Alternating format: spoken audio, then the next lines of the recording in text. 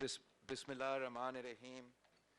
मैं आप सब का बहुत ही शुक्रगुजार हूँ, ख़ास तौर पे पाकिस्तान बार काउंसिल का, तारिक साहब आपका, आबिद साकी साहब आपका, कल्ब हसन साहब आपका, कि आपने पाकिस्तान के सारे सियासी जमातों को एक मेज़ पे जमा कर दिया है और आपने जो सिविल सोसाइटी के नुमाइंदे हैं, जो लीगल फ्रेटर्निटी के नुमाइंदे हैं, आपने हम सब को ये मौका दिया है कि हम इन बहुत ही अहम इश्यूज़ पे अपना पॉइंट ऑफ व्यू शेयर कर सकते हैं।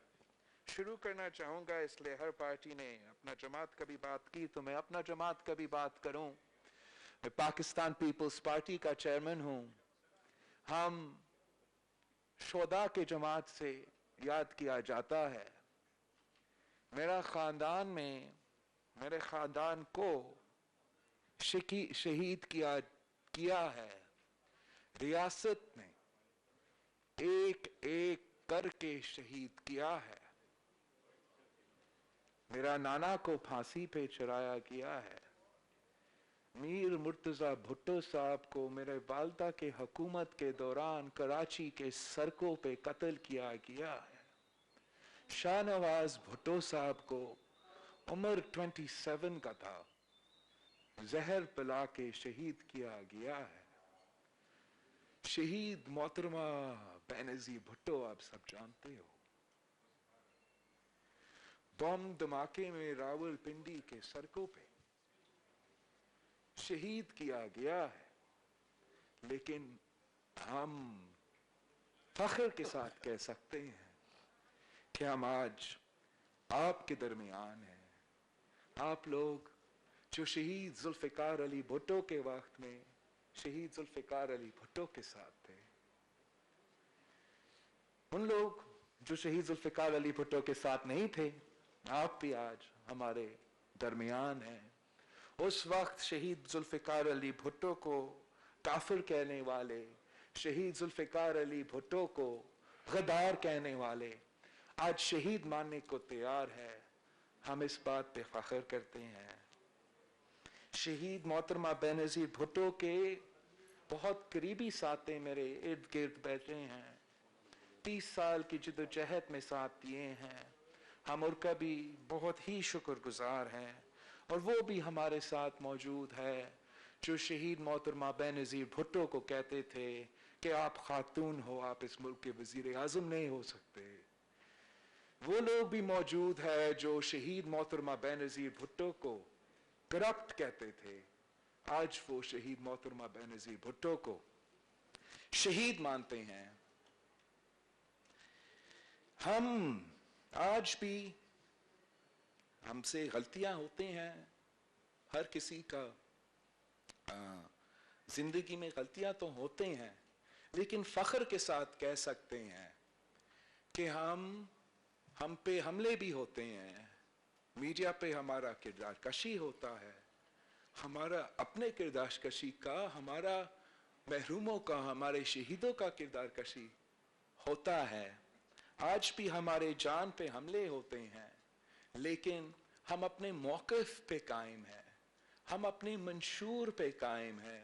कभी कभार हम कामयाब होते हैं, कभी कभार हम कामयाब नहीं होते हैं, लेकिन हमारा ईमान है कि हार जीत अल्लाह ताला के हाथ में ज़रूर है।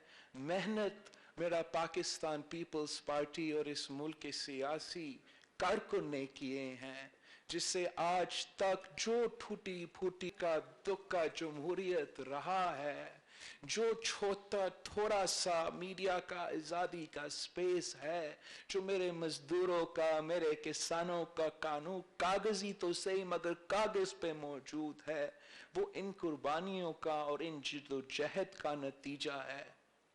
आज पाकिस्तान एक ऐसा वक्त से गुजर रहा है जहां हमें बताया जाता है कि हम मदीना के रियासत में हैं, मगर मदीना के रियासत का ये हाल है कि पाकिस्तान के सबसे एक फेमस मोटरवे पे इज्तिमाई ज़्यादती होती है एक औरत की, इज्तिमाई रेप होती है एक औरत की उनके बच्चों के सामने, एंड जिनका जिम्मेदारी है उस औरत का तहफ़्फ़ुज़ दिलवाना, जिसका जिम्मेदारी है इस मुल्क के सारे औरतों को वो यकीन दिलाना कि आपका तहफ़्फ़ुज़ इस रियासत का जिम्मेदारी है, आपको आपका right to feel safe and secure to travel at night with your children, वो जिनका जिम्मेदारी है वो रेपिस्ट पे नहीं विक्टिम पे सवाल उठाते हैं। जो विक्टिम को पे सवाल उठाते हैं उनका दिफा में इस मुल्क के वजीर, इस मुल्क के वजीर आजम सामने आ जाते हैं। मदीना का रियासत का ये हाल है कि आपको शायद पता हो या ना हो, लेकिन मुल्क भर में इस वक्त सैलाब मुतासरीन है। मेरा अपना सूबा इस सिंध से 2.5 मिलियन पीपल अफेक्टेड है, उनके घर तबाह है, उनका फसल 1.9 मिलियन एकर्स ऑफ क्रॉप तबाह है। ये सूरत हाल हमारे सूबा में भी है, बलोचिस्तान में भी बारिशों के सैलाब के मुतासरीन मौजूद है। मलकंड डिवीजन का स्वात का इलाकों का पख्तूनख्वा में सैलाब और बारिश के मुतासरीन मौजूद है। गिलगित बल्तिस्तान का गिजर और शेर के सैलाब मुतासरीन मौजूद है, मगर हमारा मीडिया चैनल्स में, हमारा मेन स्ट्रीम मीडिया में उनके लिए आवाज़ बुलंद करने के लिए कोई मौजूद नहीं है।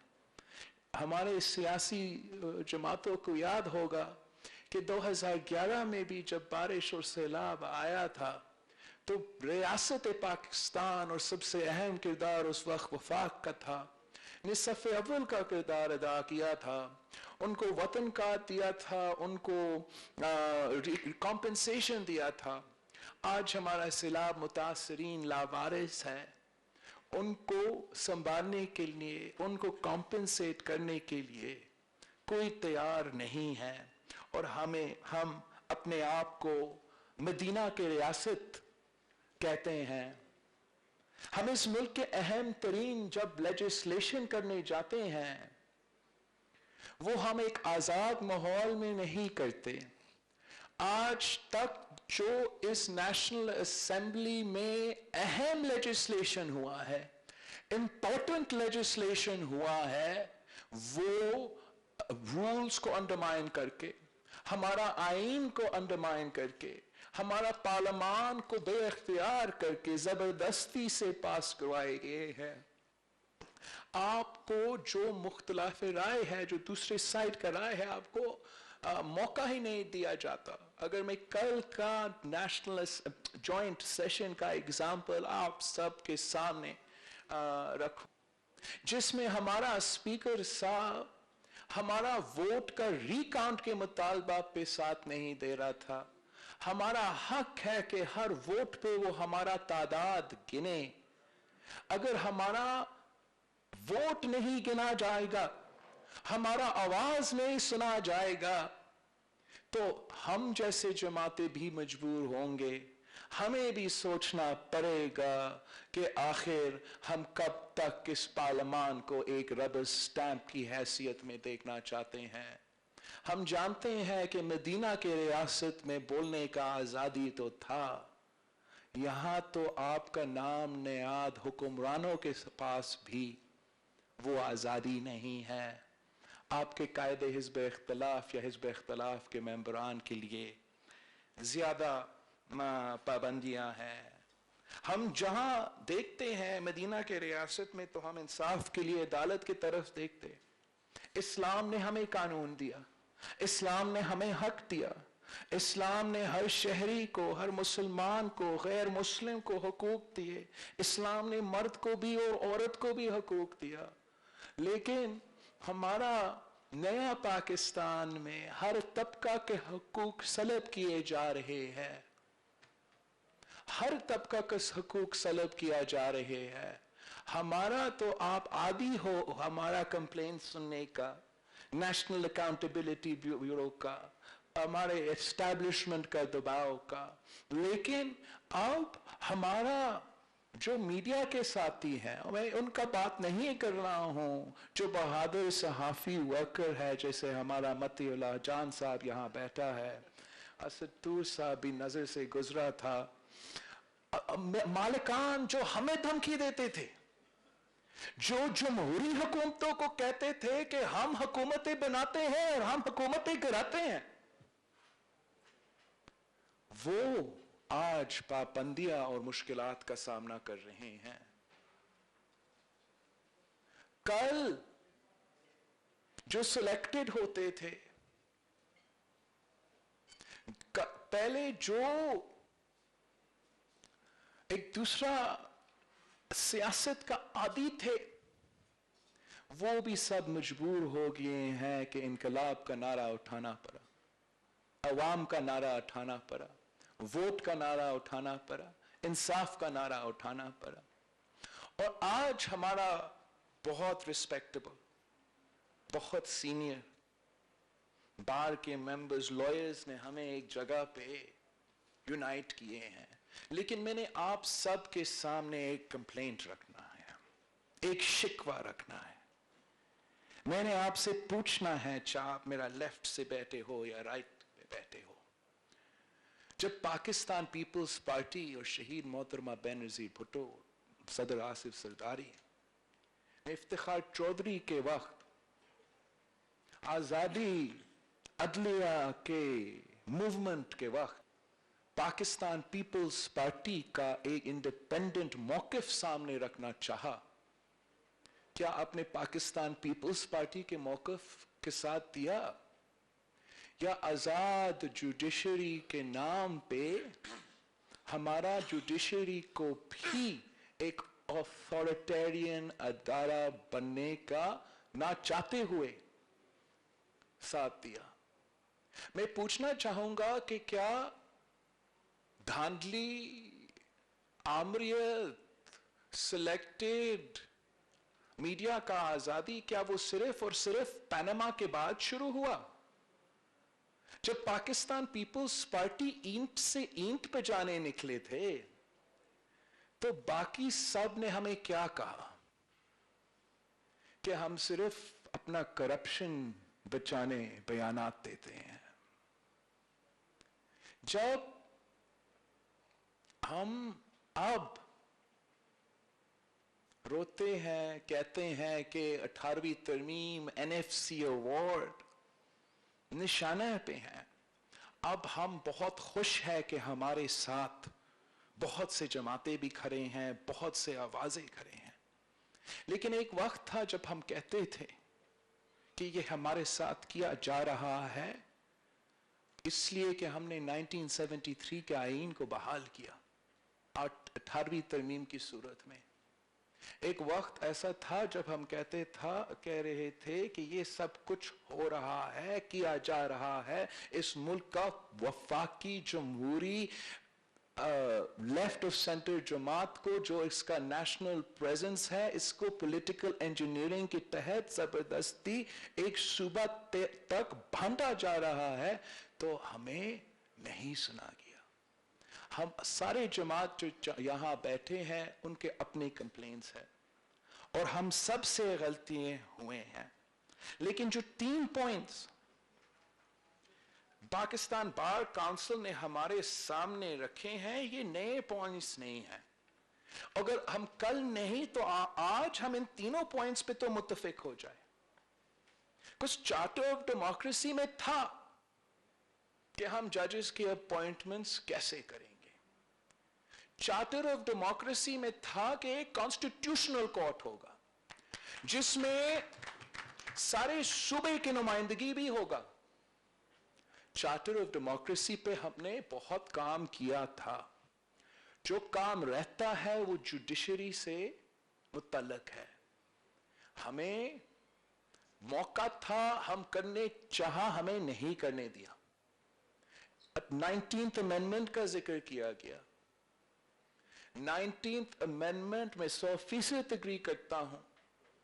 जबरदस्ती हमारा पार्लियामेंट से पास करवाया गया और एक इदारा की तरफ से एक साफ धमकी दी गई कि 1973 कॉन्स्टिट्यूशन की बालादस्ती का बहाली जो हमने 18वीं तरमीम की सूरत में किया था, जिसके लिए शहीद मोहतरमा बेनजीर भुट्टो ने 30 साल जदोजहद की इस नारा पे कि 1973 की कॉन्स्टिट्यूशन को बहाल करो, जिसकी जदोजहद में शहीद मोहतरमा बेनजीर भुट्टो शहीद हुआ, जो मेरे पार्टी मुख्तलिफ